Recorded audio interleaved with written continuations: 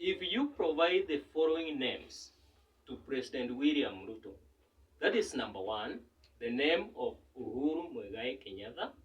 Number 2, the name of Fred Okengo Matiang'i. Number 3, the name of Stephen Kalonzo Musyoka. Number 4, the name of Martha Karua. And number 5, the name of Rigathi Gachagua. Which one of the following names, that is Uhuru, Fred, Rigathi, Stephen, and Karua, which one of the following names will President William Ruto require to exit the Kenyan politics? Ladies and gentlemen, before I dive in, may I officially welcome you into our new YouTube channel. That is the Fearless YouTube channel. Ladies and gentlemen, for us to have the Fearless YouTube channel, I humbly request we subscribe, we give a like, and then we thumbs up. Never forget that bell. Now, ladies and gentlemen, let me dive in. The appearance of our former President Uhuru Muigai Kenyatta is giving Kenya Kwanza a sleepless night, whereby, if for instance, Kenya Kwanza government requires if our former President Uhuru Muigai Kenyatta appears, he should not talk. Just keep silent. So, ladies and gentlemen, I came with 3 assumptions, if not 4 assumptions, reasons why Kenya Kwanza are not happy with the former president.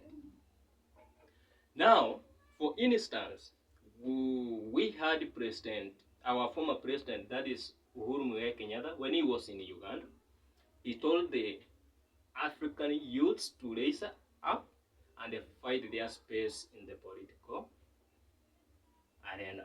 So, with that comment has not sat well with Kenya Kwanza. Now, ladies and gentlemen, let's see the assumptions which are making Kenya Kwanza to feel uncomfortable with our former President Uhuru Muigai Kenyatta. The first assumption is the deep pocket of our former president. We all understand that the former president, that is Uhuru Muigai Kenyatta, is deep pocketed. That is, we mean he has a lot of money, he is well. With the presence or with having a lot of money, he can sponsor a candidate by providing him with money, which he will use to campaign. With such instead, it makes Kenya Kwanza not to fit well with the former president. Let's move to the second assumption. The second assumption is, as the former president, he understands or he have what we call the grassroots network. This is whereby he understands or he knows if he can sponsor somebody to run for the president, he can provide with him with a platform, that is grassroots, whereby he can direct him on what he should do. Let us move to our last and final assumption, that is the gamer votes.